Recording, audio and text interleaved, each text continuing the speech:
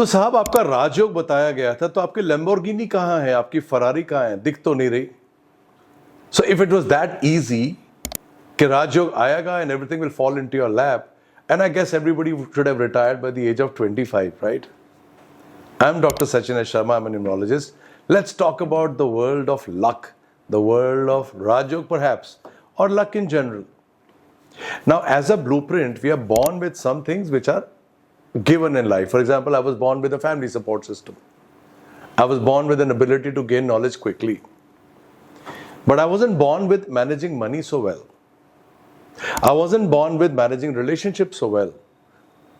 So we are always born with some planets which you have to work at. And then some things is already, इसको हम luck कहते हैं, already हमारे को दी जाती है. वो आपका ब्लूप्रिंट कहाँ से आता है? लास्ट लाइफ से आता है. जो आपने लास्ट लाइफ के कर्म किए थे उसके हिसाब से आपको इस लाइफ का ब्लूप्रिंट मिलेगा.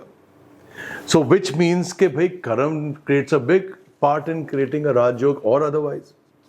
नाउ सपोज आपके हिसाब से आप जब पैदा हुए हैं और पंडित जी के हिसाब से, एस्ट्रोलॉजर साहब के हिसाब से आपका राजयोग है. नेम एक लाइफ तो बताइए जो शुरू से लेके आज तक सिर्फ सक्सेसफुल देखा है आपने उसको. 10 साल, 20 साल, 30 साल, 40 साल. पॉसिबल ही नहीं ना. You hardly find them. But the way websites पे और सोशल मीडिया पे राजयोग बताया जाता है, तो हमारे चारों तरफ तो फिर राजयोग वाले लोग ही घूमने चाहिए थे कि जी आपको 16 साल में भी ऐसा देखा था, आज तो 40 साल के हो गए, आज भी आपका राजयोग चल रहा है. ऐसा तो है ही नहीं ना कहीं. तो कहीं ना कहीं तो ये मिथ है ना. कहीं ना कहीं तो आपको गलत तरीके से बताया जा रहा है कि what is luck. So let's understand this in a bit of a scientific manner. Luck कहते किसको? Luck is all about the planets being in frequency in harmony, numerology के हिसाब से. मैं आपको एक स्टेज पे न्यूमरोलॉजी एस्ट्रोलॉजी के बीच में कंपैरिजन बताऊंगा. बट लक उसको कहेंगे ना कि जब सारे प्लैनेट्स आपके हार्मनी में है टुवर्ड्स ईच अदर. अब कौन से प्लैनेट्स हैं जो हार्मनी में टुवर्ड्स ईच अदर? नाम का प्लैनेट अलग चीज है. नाम में 3 प्लैनेट्स होते हैं. फर्स्ट नेम, अगर आपका मिडिल नेम है तो वो वाला प्लैनेट, अगर आपका जो सर नेम है वो तो है ही, और अगर आपका मिडिल नेम नहीं है तो चलो दो प्लैनेट्स तो फिर भी हो गए, एंड फुल नेम का प्लैनेट तो 3 प्लैनेट तो यहीं आ गए.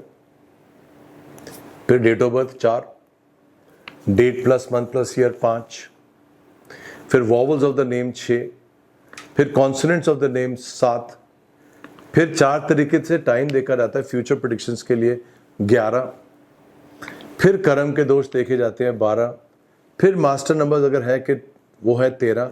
अब ये तो प्लैनेट्स हैं, 13 कॉम्बिनेशन तो यहीं आ गए. वो प्लैनेट जो आपके लक में थे ही नहीं. साहब पैसा रुकता ही नहीं है, पैसा आने से पहले खत्म हो जाता है. कभी रिलेशनशिप बना ही नहीं, पहले पेरेंट्स से नहीं बना, फिर वाइफ से नहीं बना, फिर बॉसेस से नहीं बना. बस जिंदगी में जब कोशिश करी किसी से रिलेशनशिप बनाने की, गलती समझा गया. These are also missing planets. तो वो अपने में भी तो एक नंबर है. जो मिसिंग नंबर है वो भी तो एक नंबर है, उसका भी तो कॉन्सिक्वेंस है. तो विच मीन्स के लक में जो है मेरे पास उसको मैं बढ़ा सकता हूं, और जो है ही नहीं उसको कॉम्पनसेट करने की कोशिश कर सकता हूं, सो दैट मेरी लक सस्टेन रहे और लकी हो. तो एक एस्पेक्ट तो यही था कि आप अपने लक के ग्रिड्स को तो देखिए, किस चीज से पैदा हुए थे और किस चीज पे आपको काम करना है. दूसरा कॉन्सेप्ट ये कि अगर आपके 13 प्लैनेट्स हैं तो जो डेट ऑफ बर्थ का प्लैनेट है वो नाम के प्लैनेट से बोलना तो चाहिए. They should be speaking to each other, they should be in harmony with each other. Harmony की टेबल्स होती हैं, हार्मनी के प्रिंसिपल्स होते हैं कि आप कौन से प्लैनेट्स को हार्मनी में करते हैं, कौन से प्लैनेट्स को हार्मनी में नहीं करते.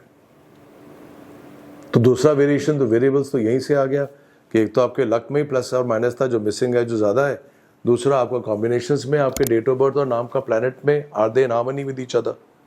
द थर्ड थिंग इज मैं किस डेस्टिनी से पैदा हुआ हूं, what destiny have I come to achieve. मैं किस रीजन से इस दुनिया में आया हूं. वो आपका date plus month plus year, वो एक और प्लैनेट है. उसकी power second half of life में आती है. जब वो सेकेंड हाफ ऑफ लाइफ में ये प्लैनेट अपनी पावर में आ रहा होता है तो क्या जा रहा होता है, कुछ जाएगा भी तो सही. वो आपका डेट ऑफ बर्थ की पावर है. जिस चीज को आप मेन पावर बना के चल रहे थे वो एक स्टेज पे तो जाती हुई पावर होती है, इट्स रिसीडिंग पावर. तो फिर आप किस स्टेज पे हो कि वो डेट ऑफ बर्थ वाली कम हो रही है कि ज्यादा हो रही है, date plus month plus year वाली आ रही है कि भी आई नहीं है. विच मीन्स टाइम कैलकुलेशंस करने आने चाहिए आपको. जब आपको टाइम कैलकुलेशंस करना आ जाएगा, हार्मनी मैनेज करना आ जाएगा प्लैनेट्स के बीच में, कर्म के दोष पढ़ना आ जाएगा, master numbers which are potential of greatness because of the past life karmas, उसको रीड करना आ जाएगा, तो फिर आपके पास एक ही तो चीज रहेगी राजयोग अचीव करने के लिए, the right timing at the right window of it. Being at the right place at the right time, doing the right things is all luck my friend. It was not said in vain, it was said out of wisdom. This whole world is about calculating those windows and having the strength of risk taking to achieve what you can in that window. Window आती है, पता होना एक बात है, उसकी risk को ले पाना एक और बात है. उस रिस्क टेकिंग कैपेसिटी को जो आपने अचीव किया, आप लाइफ में एक लेवल पे बढ़ गए, उसको सस्टेन करना, लक्ष्मी जी को सस्टेन करना, वो चंचल है, वो चली जाती है, वो एक और बात है.